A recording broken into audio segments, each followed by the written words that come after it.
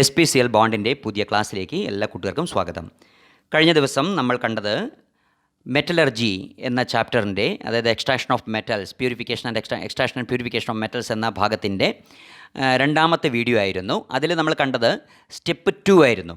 അപ്പോൾ നമുക്കിനി സ്റ്റെപ്പ് 3 ആണ് ചർച്ച ചെയ്യേണ്ടത്. സ്റ്റെപ്പ് 3 എന്ന് പറയുന്നത് റിഫൈനിങ് ഓഫ് ദ മെറ്റലാണ്. So that is very interesting. So many terms are there here. നന്നായിട്ട് ക്വസ്റ്റ്യൻസ് വരുന്ന ഒരു ഭാഗമാണ് ഇവിടെ.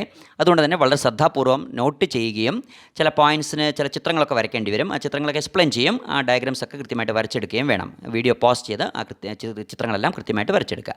Anyway, refining of the metal start ചെയ്യുന്നു. ഇപ്പോൾ നമുക്കറിയാം, നമ്മൾ നേരത്തെ കണ്ട സ്റ്റെപ്പ് 2 മെറ്റൽ ഐസൊലേറ്റ് ചെയ്തിട്ടുണ്ട്. എവിടുന്ന് ഐസൊലേറ്റ് ചെയ്തത്? നമ്മൾ ആദ്യം കോൺസെൻട്രേറ്റ് ചെയ്തു ഓർമ്മയുണ്ടാവും. ഓറിനെ കോൺസെൻട്രേറ്റ് ചെയ്തു. കോൺസെൻട്രേറ്റ് ഓറിൽ നിന്ന് മെറ്റൽ ഓക്സൈഡ് നമുക്ക് കിട്ടും. ആ മെറ്റൽ ഓക്സൈഡ് ചിലപ്പോൾ ഓക്സൈഡ് ആവാം, ചിലപ്പോൾ സൾഫൈഡ് ആവാം, കാർബണേറ്റ് ആകാം. അതിൽ നിന്ന് നമ്മൾ റോസ്റ്റിംഗ് ആൻഡ് കാൽസിനേഷൻ ഇതിലേതെങ്കിലും ഒന്ന് മെത്തേഡ് നടത്തിക്കൊണ്ട് നമ്മൾ എന്ത് ചെയ്തു? ഓക്സൈഡാക്കി മാറ്റി. ഇങ്ങനെ ഓക്സൈഡാക്കി മാറ്റിയ മെറ്റലിനെ നമ്മൾ എന്ത് ചെയ്തു? റിഡക്ഷന് വിധേയമാക്കി by using a suitable reducing agent. Ellingham ഡയഗ്രമൊക്കെ ഓർത്തിരിക്കുക. അങ്ങനെ നമുക്ക് മെറ്റൽ കിട്ടി. ഇപ്പോൾ അയൺ ആണെങ്കിൽ Fe2O3 നിന്ന് കാർബൺ മോണോക്സൈഡ് ഉപയോഗിച്ചിട്ട് we can convert it into Fe. അതേപോലെ കോപ്പർ ആണെങ്കിൽ നമ്മൾ ബെസിമറൈസേഷൻ എന്ന് പറയുന്ന പ്രോസസ്സ് നടത്തി നമുക്ക് എന്ത് കിട്ടി? കോപ്പർ കിട്ടി. അലുമിനിയം ആണെങ്കിൽ ഇലക്ട്രിസിറ്റിയാണ് ഉപയോഗിച്ചത്, നമുക്ക് അലുമിനിയം കിട്ടി. അപ്പോൾ ഇപ്രകാരം കിട്ടുന്ന മെറ്റൽ പ്യുവർ ആയിക്കൊള്ളുന്നില്ല. We want pure metal. For example aluminium ഒക്കെ ആണെങ്കിൽ കണ്ടക്ടിവിറ്റിക്ക് ഏറ്റവും കൂടുതൽ സപ്പോർട്ട് ചെയ്യുന്ന മെറ്റലാണല്ലോ അലുമിനിയം, കോപ്പറൊക്കെ. അപ്പോൾ പ്യൂരിറ്റി വളരെ ഇമ്പോർട്ടൻ്റ് ആണ്. അതുപോലെ സെമി കണ്ടക്ടിങ് മെറ്റീരിയൽസിൽ ഏറ്റവും പ്രധാനപ്പെട്ട ഏതൊക്കെയാണ്? ജർമാനിയം, സിലിക്കൺ, ഇതൊക്കെ വളരെ ഇമ്പോർട്ടൻ്റാണ്. അതുപോലെ ടൈറ്റാനിയം, സിർക്കോണിയം വളരെ ഇമ്പോർട്ടൻ്റ് മെറ്റൽസ് ആണ്. അപ്പോൾ ഇത്തരത്തിലുള്ള മെറ്റൽസൊക്കെ പ്യൂരിഫൈ ചെയ്യുമ്പോൾ അൾട്രാ പ്യുവറാക്കി മാറ്റണം. അങ്ങനെ അൾട്രാ പ്യുവർ മെറ്റൽ പ്യൂരിഫൈ ചെയ്യുന്ന ഒരു മെറ്റലർജിക്കൽ പ്രോസസ്സിലേക്ക് നമ്മൾ കിടക്കുകയാണ്. The third step, that is refining the metal. In metallurgy, refining consists of purifying an impure metal. In your hand there is an impure metal, but you have to convert that impure metal into pure metal. For that, so many methods are there. Take number 1, that is distillation.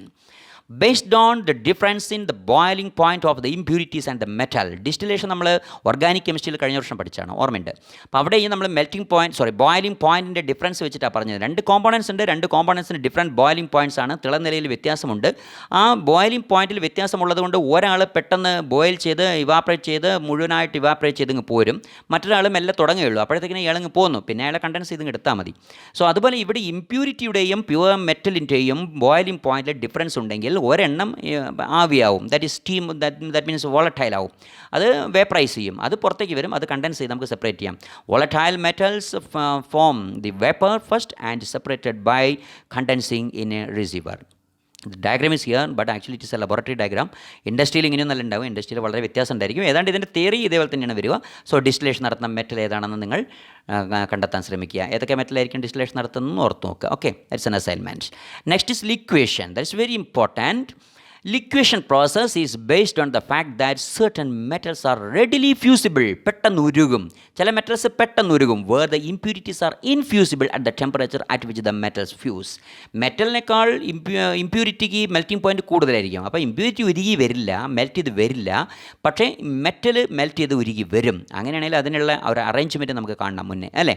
അപ്പോൾ നോക്കുക, അത് ഒരു sloping ഹെർത്ത്. Sloping എന്ന് പറഞ്ഞാൽ ചെരിവുള്ള ഒരു അടുപ്പ്. അടിയിൽ furnace ആണ്, ചൂടാക്കാനുള്ള സംവിധാനം. ഒന്നുകിൽ നാഫ്ത, കൽക്കരി, അല്ലെങ്കിൽ ഡീസലൊക്കെ കത്തിച്ച് ചൂടാക്കാൻ കഴിയും. അപ്പോൾ പിന്നെ ഒരു ചെരിഞ്ഞ പ്രതലം, ഒരു സർഫസ്. ആ ചെരിഞ്ഞ സർഫസിലാണ് നമ്മൾ ഇമ്പ്യൂരിറ്റി അടങ്ങിയിരിക്കുന്ന മെറ്റൽ ഇട്ടിരിക്കുന്നത്.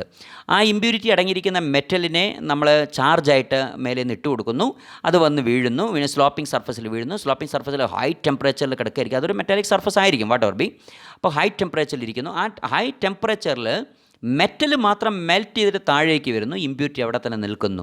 So pure molten metal is obtained. That process is called liquation. So liquation is based on the difference in melting point, versus distillation is based on the difference in boiling point. ഓർത്തിരിക്കുക, ഇവിടെയും liquation ഉപയോഗിക്കുന്ന metal ഏതാണെന്നുള്ളത് നിങ്ങൾ കണ്ടെത്തണം. That is an assignment. Okay, then the third one, electrolysis.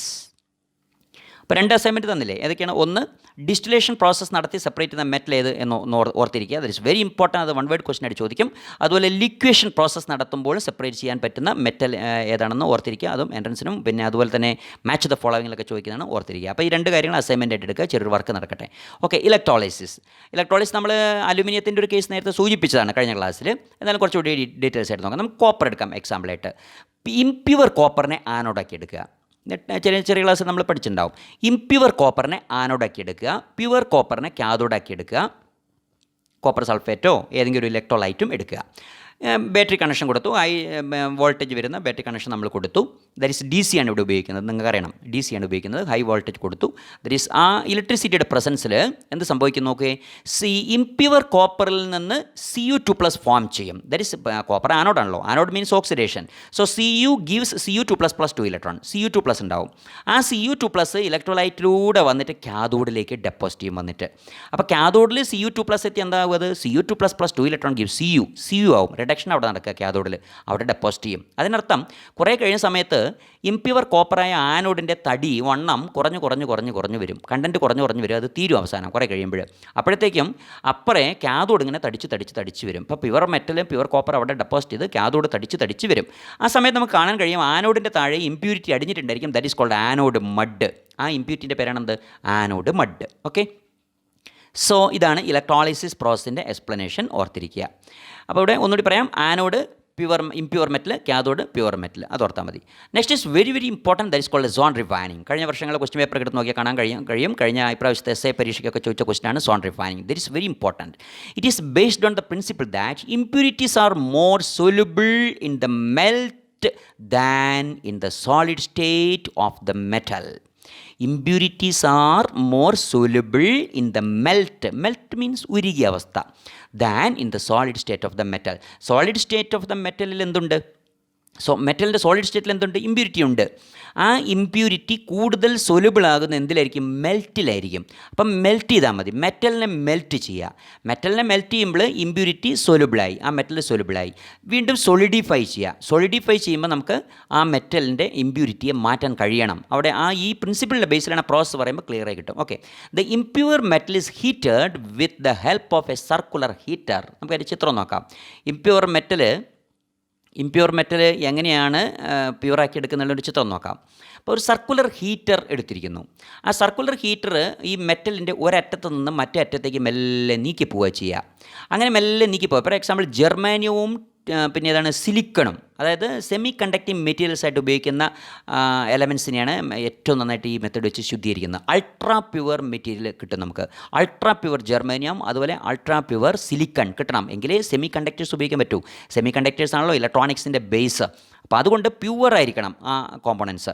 അപ്പോൾ അവിടെ ജെർമാനിയവും സിലിക്കണുമാണ് സാധാരണ zone refining വെച്ച് സെപ്പറേറ്റ് ചെയ്യുക. അത് ഓർത്തിരിക്കണം, അതൊക്കെ വൺ വേർഡ് ക്വസ്റ്റൻ ആണ്, എൻട്രൻസിനൊക്കെ ചോദിക്കാൻ ശ്രദ്ധിക്കുക. അപ്പോൾ നമ്മൾ ഈ ഇംപ്യുവർ ക്രിസ്റ്റൽ എടുത്തു, ഇംപ്യുവർ മെറ്റൽ എടുത്തു, ഇംപ്യുവർ സിലിക്കണോ അല്ല ജെർമാനിയോ എടുത്തു. എന്നിട്ട് ഒരറ്റത്ത് നിന്ന് മറ്റൊരറ്റത്തേക്ക് ഹീറ്റിംഗ് കോയിൽ മെല്ലെ ഇങ്ങനെ മൂവ് ചെയ്യും.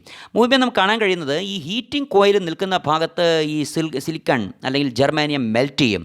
ആ മോൾട്ടൺ സോണിൽ എന്തുണ്ട്, ഇമ്പ്യൂരിറ്റി ഉണ്ട്. മോൾട്ടൺ സോണിൽ ഇമ്പ്യൂരിറ്റി ഉണ്ടാവും. അങ്ങനെ ആ മോൾട്ടൺ സോൺ അങ്ങനെ നീക്കിക്കൊണ്ടേയിരിക്കും. അപ്പോൾ നമ്മൾ ലെഫ്റ്റ് നിന്ന് റൈറ്റിലേക്കാണ് ആരോ മാർക്ക് ഇട്ടത്, കണ്ടോ, direction of travel of heater, molten zone and impurities കണ്ടു. അപ്പോൾ ഈ ഹീറ്റർ ഇങ്ങനെ മെല്ലെ ഇങ്ങനെ നീക്കുകയാണ് ഇങ്ങോട്ടേക്ക്. അപ്പോൾ ലെഫ്റ്റ് നിന്ന് റൈറ്റിലേക്ക് ഹീറ്റർ ഇങ്ങനെ മെല്ലെ നീക്കുമ്പോൾ ഇതേപോലത്തെ മോൾട്ടൺ സോൺ ഇങ്ങനെ ഇവിടെ ഇങ്ങനെ പ്രൊഡ്യൂസ് ചെയ്തുകൊണ്ടിരിക്കും. അതേസമയം ഇവിടെ എന്ത് സംഭവിക്കും, റീക്രിസ്റ്റലൈസേഷൻ നടന്നുകൊണ്ടിരിക്കും. അപ്പോൾ ഈ മോൾട്ടൺ ഫോമിലേക്ക് ഇങ്ങനെ സൊലുബിളായിട്ട് ഇമ്പ്യൂരിറ്റീസ് ഇങ്ങനെ വന്നുകൊണ്ടേയിരിക്കും. ഇമ്പ്യൂരിറ്റീസ് മോൾട്ടൺ ഫോമിലാണ് കൂടുതൽ സൊലുബിൾ ആവുക, സോളിഡ് ഫോമിലല്ല. അതുകൊണ്ട് തന്നെ ഈ മോൾട്ടൺ സ്റ്റേജ് ഇങ്ങനെ നീങ്ങുമ്പോൾ അതിൻ്റെ ഒപ്പം ഇമ്പ്യൂരിറ്റിയും നീങ്ങി വരും.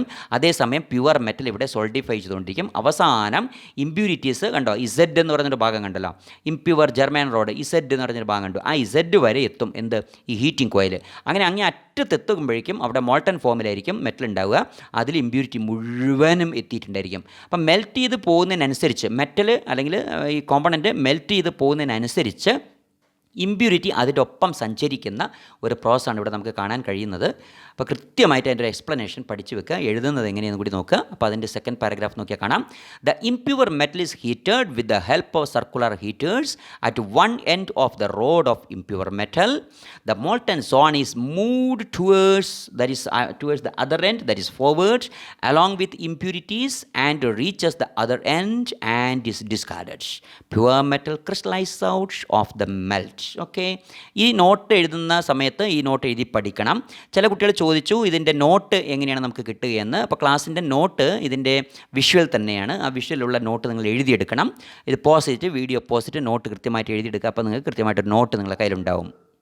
A method of purifying a crystalline solid, typically a semiconductor or metal, by causing a narrow molten zone to travel slowly along an otherwise solid road or bar to one end, at which impurities become concentrated. Now it is clear to you. So ഈ diagram വരച്ചെടുത്തിട്ട് ഇതുപോലെ തന്നെ പഠിക്കുക. കളറൊന്നും കൊടുക്കണ്ട, സാധാരണ pencil കൊണ്ട് വരച്ചെടുത്ത് പഠിച്ചാൽ മതി. ലാബിൽ ചെയ്യണം, കൃത്യമായിട്ട് ഓർത്തിരിക്കുക. Okay, next is very very important method that is called hydrometallurgy, that is leaching or cyanide process. That is very very important. Makada process, Makada forest process, very important. Cyanide process. So it is a type of leaching. First നമ്മളൊരു leaching കണ്ടിട്ടുണ്ട് മുമ്പ്, ഏതാണെന്ന് ഓർമ്മയുണ്ടോ? Bayer's process. Okay, ബോക്സൈറ്റിൻ്റെ preparation, that is concentration. Bauxite concentrate നമുക്ക് aluminium ഉണ്ടാക്കുന്ന ഒരു leaching നമ്മൾ കണ്ടതാണ്.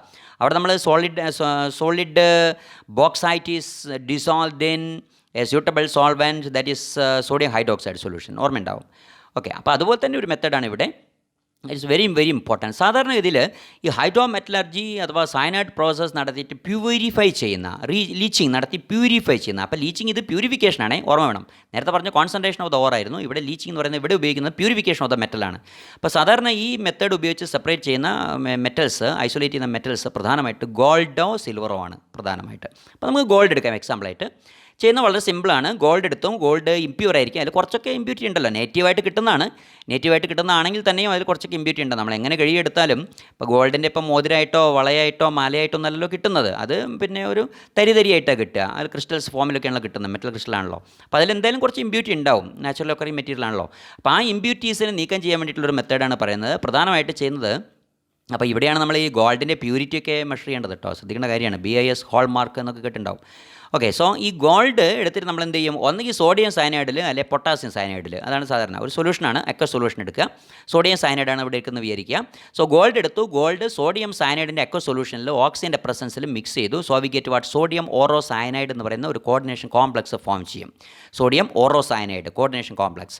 ആ കോർഡിനേഷൻ കോംപ്ലക്സ് അതിന് കൂടെ ഉണ്ടാകുന്ന NaOH അത് കിട്ടും. അപ്പോൾ ഈ കോർഡിനേഷൻ കോംപ്ലക്സിൽ നിന്ന് ഇനി നമുക്ക് എന്ത് കിട്ടണം? ഗോൾഡ് സെപ്പറേറ്റ് ചെയ്യണം. അതിന് വേണ്ടിയിട്ട് നമ്മൾ എന്ത് ഉപയോഗിക്കും? കുറച്ചുകൂടി റിയാക്റ്റീവായ സിങ്ക് ഉപയോഗിക്കും. അപ്പോൾ സോഡിയത്തിൻ്റെ ഓറോ സയനൈഡ് എന്ന കോംപ്ലക്സിലേക്ക്, ഇപ്പോൾ ഈ മിക്സ്ചറിലേക്ക്, ശരിക്കും പറഞ്ഞാൽ സോഡിയം ഹൈഡ്രോക്സൈഡും കൂടി ചേർന്ന മിക്സ്ചറാണ്, ആ മിക്സ്ചറിലേക്ക് ഹൈലി റിയാക്റ്റീവായ ഒരു മെറ്റൽ ഇട്ട് കൊടുക്കും. ഏതായിരിക്കും മെറ്റൽ? സിങ്ക്. അപ്പോൾ സിങ്ക് എന്ത് ചെയ്യുക വെച്ചാൽ, ഈ കോംപ്ലക്സിലേക്ക് വന്നിട്ട് ഈ ദാറ്റ് മീൻസ് ഓറത്തിൻ്റെ സ്ഥാനത്ത്, ഗോൾഡിൻ്റെ സ്ഥാനത്ത് സിങ്ക് കയറിയിരിക്കും, സബ്സ്റ്റിറ്റ്യൂട്ട് ചെയ്യും. അപ്പോൾ സോഡിയം ഓറോസയനൈഡിലെ കോംപ്ലക്സിലെ ഒരു മെറ്റലാണ്, സെൻട്രൽ മെറ്റലാണ് ഏത്? ഗോൾഡ്. ആ സെൻട്രൽ മെറ്റലായ ഗോൾഡിനെ റീപ്ലേസ് ചെയ്യും സിങ്ക്, എന്നിട്ട് ഗോൾഡ് നമുക്ക് പുറത്തേക്ക് കിട്ടും. That method is called cyanide process. Okay, അപ്പോൾ ഈ തന്നിരിക്കുന്ന ഇക്വേഷൻ അതിൻ്റെ പൂർണ്ണ രൂപത്തിലുള്ള ഇക്വേഷനാണ്, കംപ്ലീറ്റ് ഇക്വേഷനാണ്. താഴെ കൊടുത്തിരിക്കുന്നതിൻ്റെ അയോണിക് ഫോമാണ്, ഏത് വേണമെങ്കിൽ പഠിക്കാം. So once again the explanation, listen carefully. MacArthur Forrest process, that is cyanide process or hydrometallurgy or leaching. This is very good process for the removal of trace of gold from tailings of amalgamation process or from even poorer ores. Amalgamation, you know? Amalgamation എന്ന് പറഞ്ഞാൽ എന്താണ്? ശരിക്കും ഗോൾഡും മെർക്കുറിയും തമ്മിൽ combine ചെയ്യുക, മെർക്കുറിയുമായിട്ട് കോമ്പിനേഷനിൽ വരുന്ന ഒരു പ്രോസസ്സിന് amalgamation. അവിടെയും നമുക്ക് ഈ പറഞ്ഞ പോലെ പ്യുവർ ഫോം ഓഫ് മെറ്റൽ വേണം. അപ്പോൾ നേരിട്ട് മെർക്കുറിയുമായിട്ട് റിയാക്ട് ചെയ്യാത്ത സമയത്ത് നമ്മൾ എന്ത് ചെയ്യും? ഇംപ്യുവർ മെറ്റൽ എടുക്കും, എന്നിട്ട് സാൻഡ് പ്രോസസ് നടത്തിയിട്ട് പ്യുവർ മെറ്റൽ കിട്ടുമ്പോൾ ആ പ്യുവർ മെറ്റൽ ഓട്ടോമാറ്റിക്കായിട്ട് ലിക്വിഡ് മെർക്കുറി ബാത്തിലേക്ക് പോകുന്നു, അവിടെ വെച്ചിട്ടാണ് ഫോം ചെയ്യുന്നത്. അങ്ങനെയാണ് സാധാരണ അമാൽഗമേഷൻ പ്രോസസ് നടത്തുന്നത്.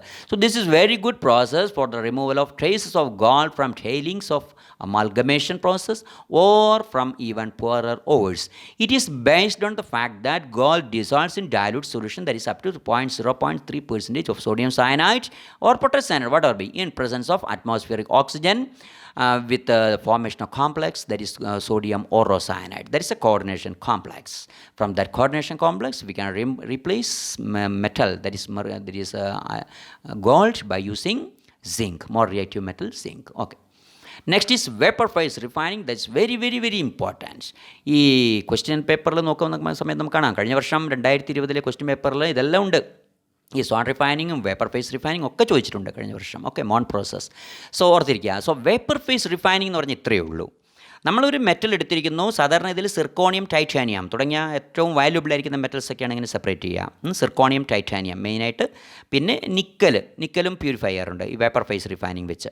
അപ്പം നിക്കലിൻ്റെ കേസിലേക്ക് എത്തുമ്പോൾ അതിനെ മോണ്ട് പ്രോസസ് എന്ന് പറയും. പിന്നെ ആർക്കൽ പ്രോസസ്സ് എന്നാണ് നമ്മൾ നേരത്തെ പറഞ്ഞ സിർക്കോണിയത്തിൻ്റെ ടൈറ്റാനിയത്തിൻ്റെ കാര്യത്തിൽ പറയുക. ഇത്രയേ ഉള്ളൂ സംഗതി. ഒരു ഇംപ്യൂർ മെറ്റൽ നിങ്ങൾ എടുക്കുന്നു, ആ ഇംപ്യൂർ മെറ്റൽ ഒരു ഗ്യാഷ്യസ് ഫോമിലുള്ള കോമ്പൗണ്ടാക്കി മാറ്റുന്നു. അപ്പോൾ ഗ്യാഷ്യസ് ഫോമിലുള്ള കോമ്പൗണ്ടാക്കി മാറുന്നതോട് കൂടിയിട്ട് ഇമ്പ്യൂരിറ്റീസ് അവിടെ മാറ്റപ്പെട്ടു. ഇമ്പ്യൂരിറ്റീസ് അവിടെ മാറ്റിയില്ലേ, എന്നിട്ട് ഇത് മാത്രം വേപ്പറൈസ് ചെയ്ത് പോവുകയാണല്ലോ.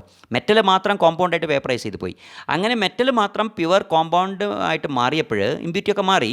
ആ പ്യുവർ കോമ്പൗണ്ടിൽ നിന്ന് മെറ്റലിനെ ഡികമ്പോസ് ചെയ്തെടുക്കണം.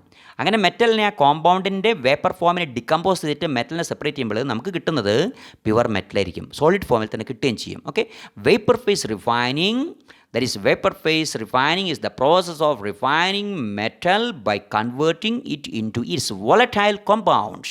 കോമ്പൗണ്ടാക്കി മാറ്റുകയാണ്, volatile compounds, and then decomposing it to obtain the pure metal. ആദ്യം വോളറ്റൈൽ കോമ്പൗണ്ടാക്കി മാറ്റും, ഇമ്പ്യൂരിറ്റി ഒക്കെ റിമൂവ് ചെയ്യപ്പെട്ടു. ആ വോളറ്റൈൽ കോമ്പൗണ്ടിനെ ഡികമ്പോസ് ചെയ്യുക, we get what pure metal.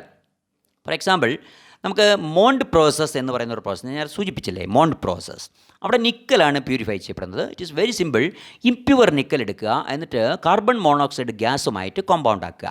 അപ്പോൾ നമുക്ക് കിട്ടുന്ന നിക്കൽ കാർബണൈൽ എന്ന് പറയുന്ന നിക്കൽ ടെട്രാ കാർബണൈൽ എന്ന് പറയുന്ന ഒരു കോമ്പൗണ്ട് കിട്ടും. ഈ നിക്കൽ ടെട്രാ കാർബണൈൽ എന്ന് പറയുന്ന കോമ്പൗണ്ട് ഗ്യാഷ്യസ് ഫോമിലാണ്. Carbon monoxide is A gas, you know.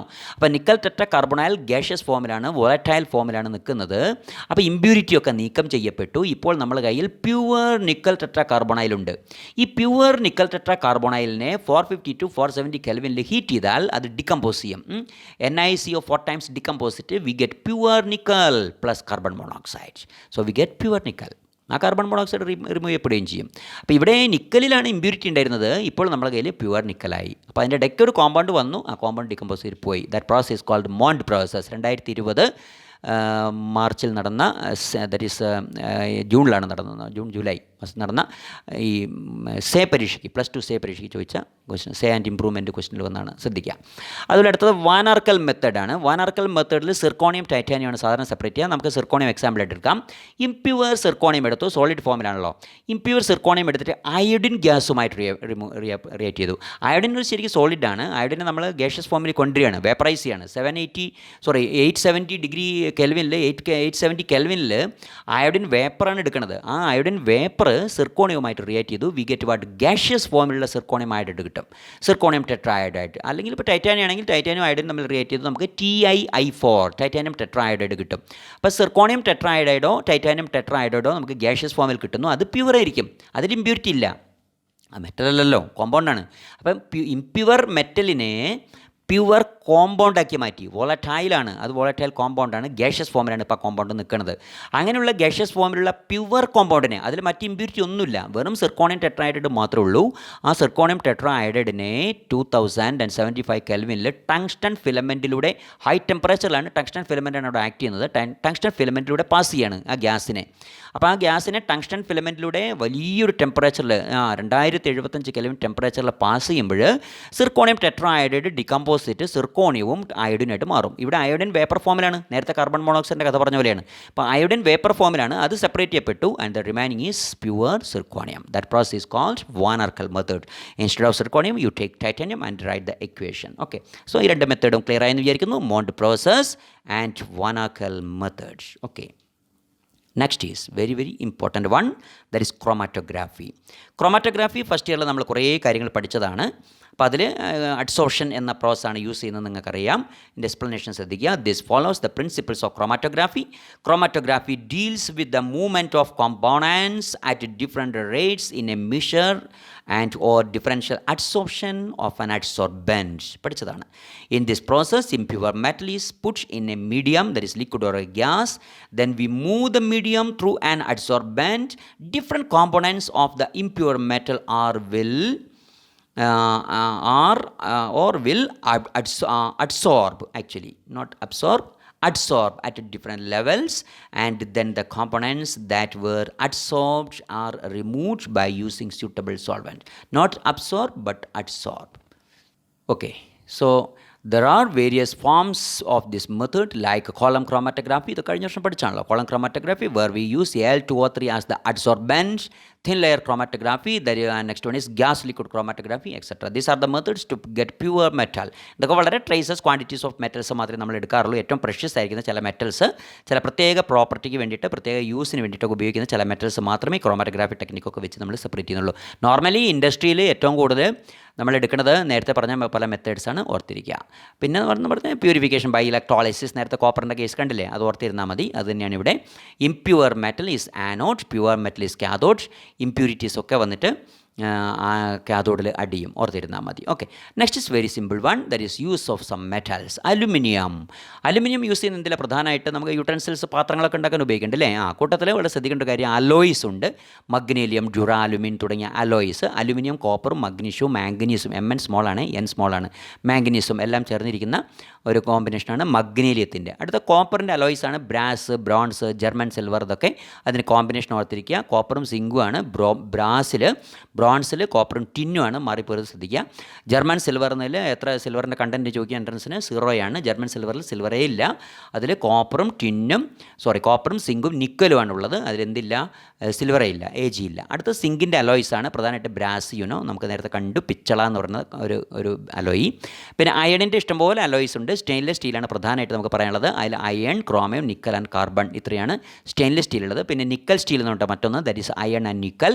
Alnico വേറെ ഒരെണ്ണം നിങ്ങൾ പഠിച്ചാണല്ലോ ചെറിയ ക്ലാസ്സിൽ. അലുമിനിയം, അയൺ, പിന്നെ ഏതാണ്, നിക്കൽ, കൊബാൾട്ട്. ഇതാണ് അൽനിക്കോയിലെ കോമ്പണൻസ്. അപ്പോൾ ഇതൊന്നും പോരാ, ധാരാളം അലോയ്സിനെ കുറിച്ച് പഠിക്കാനുണ്ട്. എൻട്രൻസിനൊക്കെ വളരെ ഇമ്പോർട്ടൻ്റ് ആയിട്ടുള്ള ഏരിയയാണിത്. അലോയ്സ് കുറേ എഴുതിയെടുക്കുക, എവിടെന്നെങ്കിൽ കണ്ടുപിടിക്കുക, എന്നിട്ട് അതിൻ്റെ കോമ്പിനേഷനും കോമ്പോസിഷനും ഓരോന്നിനും ഏതൊക്കെ മെറ്റൽസ് ചേർന്നാണ് ഉണ്ടായതെന്നും അതിൻ്റെ യൂസസും കാര്യങ്ങളൊക്കെ പഠിക്കുക.